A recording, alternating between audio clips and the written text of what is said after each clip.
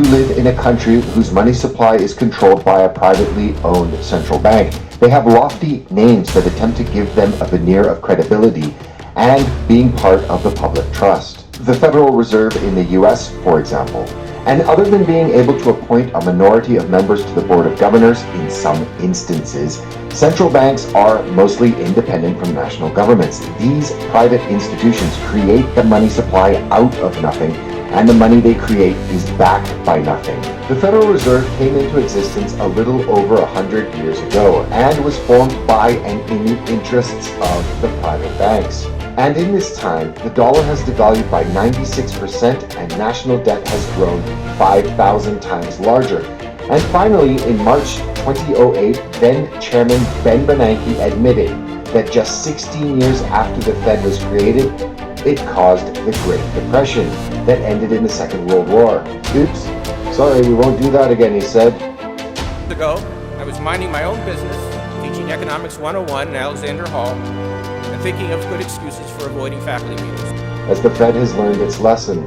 The Fed is privately owned and its shareholders are private banks. Who those shareholders are is mostly unknown, as this information is made as opaque as possible. However, most investigations by independent researchers all point to the Rothschild banking dynasty as being the key prime mover. One of the first things the United States has done when it invaded countries in the name of freedom in this century was to enslave the populations with debt via central banks owned by global banking cartels that are integrated into the global financial system. In 2001, the US invaded Afghanistan, and by 2003, the Afghan Bank was established by presidential decree, that president being Hamid Karzai, the man with ties to Unocal, and was installed by the US a couple of months after the invasion. Just a few months after the invasion of Iraq, the US did not even wait for the cover of a puppet government and created the Central Bank of Iraq to, in their words, bring Iraq's legal framework for banking in line with international standards. Or in layman's terms, the US as an occupying power foisted upon the people of Iraq a privately controlled central bank which then began to issue debt. Depending on your sources, the countries outside the Rothschild central banking system are very small indeed and make up a very interesting group. The two remaining members of the axis of evil, North Korea and Iran, as well as the country with the longest sustained economic sanctions that the US has applied to anywhere in the world.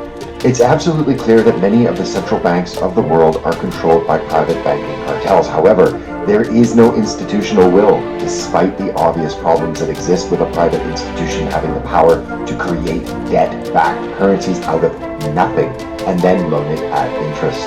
And I can think of nowhere in the world where there is a political movement to break and shut down a national central bank. As politics in the West are focused on things like guns, abortion, LGBTQ rights, feminism, failing schools, drugs, soft and hard, race relations, the failing welfare state, and mass uncontrolled immigration from developing nations that is supposed to fix all of this. It seems hard to understand why governments that are supposed to put the security and safety of its citizens as its top priority, whether that be physical or financial, have so willfully negated their responsibility. Central banks control the money supply, but it is commercial banks that create most of the money via fractional reserve banking, meaning banks only hold a fraction of the amount of its deposit liabilities.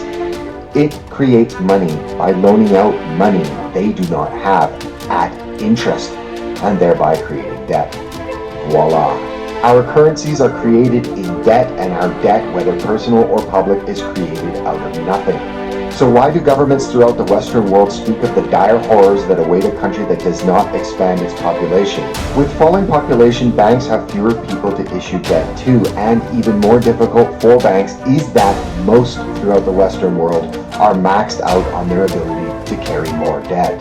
Canada holds more personal debt than the citizens of any other G7 country, and its cities have some of the most overvalued real estate on the planet. The same is for Australians, who, not part of the G7, are in fact the most indebted people in the world.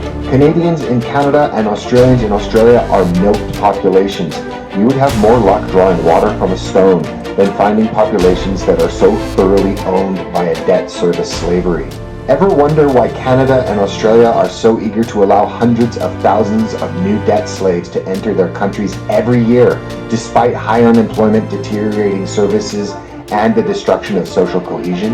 None of this matters, as Canada and Australia, like the rest of the West, keep pumping new cogs into the debt machine. Mass immigration of people from the developing world who lack language skills as well as formal education also keeps the labor market artificially high and depresses wages. The gutting of the middle class everywhere and the creation of McJobs forces people into endless years of seeking credentialism in the hope of getting a better job.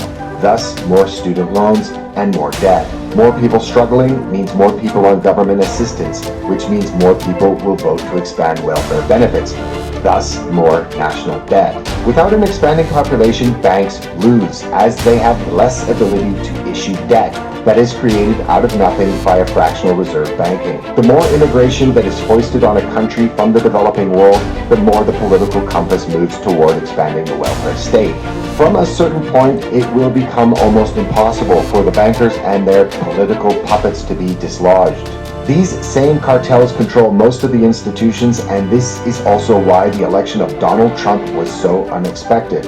However, with the continued demographic and thus political shift in the US as well as the rest of the Western world, democratic nations with populations that are impoverished through this system will move to ever less free and more overtly controlled societies, and this will end the ability to effect change peacefully. And should there be any violence or the fashionably new blasphemous crime in the West, intergroup feelings of hate or resentment in the pressure cooker that has been created, then it provides even more license for overt totalitarian measures and the shift to an open police state. And the destruction of your society is all the result of a small group of people, their greed, and lust for power. Banking reform and the elimination of debt-backed currencies is probably one of the most important issues in the world today, and it is never spoken about because those that rule you also fool you with their bought and paid for controlled media and political class.